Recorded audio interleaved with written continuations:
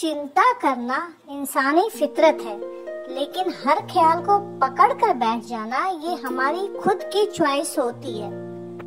सोनिया मेरे घर के पास ही रहती है और मेरे साथ ही वो दूध लेने जाती है, लेकिन वो जब भी बात करती है तो वो एक ही बात कहती है कि भाई मैं बिना बात के टेंशन लेती हूँ।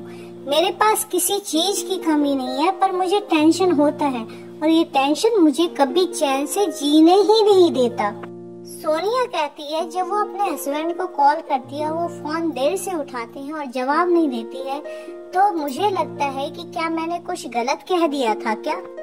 कोई पड़ोसी उसे देखे और बिना टोके अगर वो चला जाए तो उसे लगता है कि शायद ये मेरे से नाराज हो गई है, इसीलिए ये मेरे से बात नहीं करती है।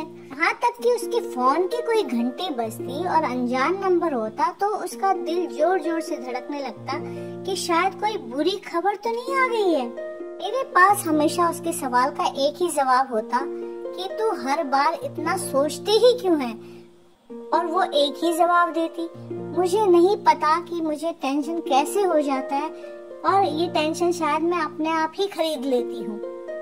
एक दिन जब हम लोग वापस आ रहे थे तो वह पार्क में चली गई और वहाँ एक बुजुर्ग महिला बैठी थी।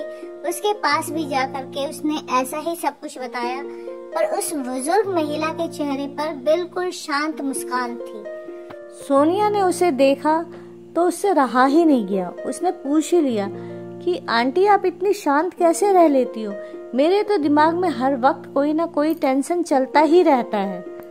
बुजुर्ग महिला ने उसे बड़े प्यार से समझाया, देखो बेटा, टेंशन का तो काम ही है दरवाजा खटखटाना, लेकिन ये तेरी चॉइस है, तू उसे अंदर आने दे या ना आने दे।